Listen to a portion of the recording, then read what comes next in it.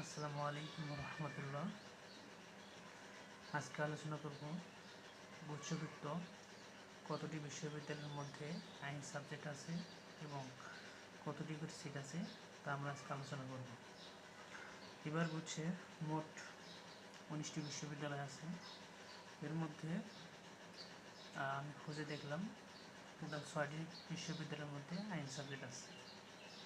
এই 6টি বিশ্ববিদ্যালয় হচ্ছে Islamic university Barishal university, Patuakhali বিজ্ঞান ও প্রযুক্তি বিশ্ববিদ্যালয়, নোয়াখালী বিজ্ঞান ও প্রযুক্তি বিশ্ববিদ্যালয়, আর হচ্ছে গোপালগঞ্জ বিজ্ঞান ও প্রযুক্তি বিশ্ববিদ্যালয়, আর হচ্ছে জাতীয় কবি কাজী নজরুল ইসলাম বিশ্ববিদ্যালয়। এই 6টি বিশ্ববিদ্যালয়ে আইন সাবজেক্ট আছে। এর মধ্যে সর্বপ্রথম ইসলামিক ইউনিভার্সিটিতে ল ফ্যাকাল্টি অনুসারে 3টি ডিপার্টমেন্ট আছে। প্রথমটা হচ্ছে ল, অন্য ডিপার্টমেন্টটি হচ্ছে ল অ্যান্ড ল্যান্ড ম্যানেজমেন্ট, আর একটা হচ্ছে আলফিক অ্যান্ড লিগ্যাল স্টাডিজ। এই 3টি ডিপার্টমেন্টেই টোটাল 80টি করে সাবজেক্ট আছে। ল তো 80টি, ল্যান্ড ম্যানেজমেন্ট 80টি, আলফিকও 80টি।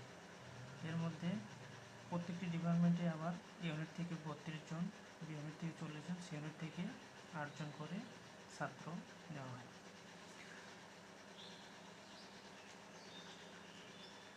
তারপরে সে বরিশাল বিশ্ববিদ্যালয়, 2 নম্বর হচ্ছে বরিশাল বিশ্ববিদ্যালয়। বরিশাল বিশ্ববিদ্যালয়ের মধ্যে টোটাল সিট হচ্ছে 70টি, এ ইউনিট হচ্ছে 20টি, বি ইউনিট 40টি, সি ইউনিট 10টি।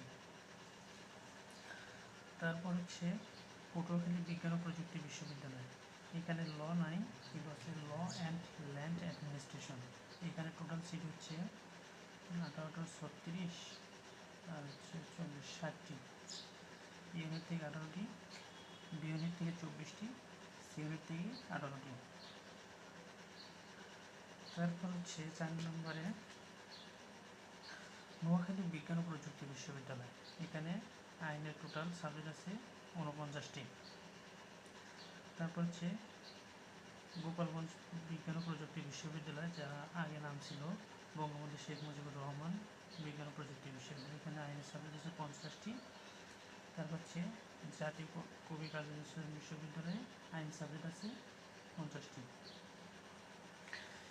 এই হলো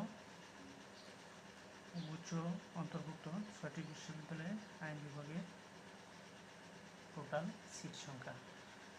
এরপরের ভিডিওতে আমরা জানাবো কোন বিশ্ববিদ্যালয়ে আইন ভালো হবে এবং আইন পেতে কী কী কন্ডিশন আমরা পরের ভিডিওতে ইনশাআল্লাহ জানিয়ে দেব। তারপরে বলে রাখা ভালো, এখানকার মধ্যে